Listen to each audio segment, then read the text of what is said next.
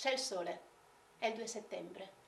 Io sono in auto, ad aspettare che vi decidiate e a capire se intervenire per evitare che con 2 mazzate il destino di un figlio sia segnato. Lui ancora vi mente, dice esco con 2 mie amiche e lo sapete che va diretto dal suo fidanzato, ma una bugia, se ben confezionata, è ben più dolce della verità. Volevi un figlio uguale al suo papà, ma ti piaceva che alle mostre d'arte ti accompagnasse e ti sostenesse quando c'era da scegliere la gita tra puro ozio e visite guidate.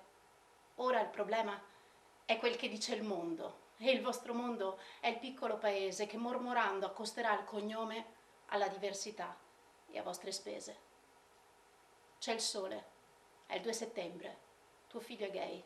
Eppure tu non vorresti saperlo, e i tuoi genitori sono anche i miei e ci dovremmo chiamare sorelle, ma il tuo ragazzo lo aiuterò io, perché tu, lamentandoti, gli hai detto volevo i nipotini, non è giusto, e suo padre gli ha detto è porco, se è frocio gli faccio la pelle. E ora Raffaele è in quella stanza che piange e trema e non sa come prenderete parole di speranza in cui chiede rispetto per il nome che entrambi gli avete voluto dare e adesso è troppo pesante da portare. Piove, è passato un anno, è il 2 settembre, un anno in più e non è cambiato niente. E per un anno tu non mi hai parlato. Ma hai ragione, sono solo la zia e forse io ho aggiunto danno a danno credendo in un'idea come la mia che famiglia è libertà.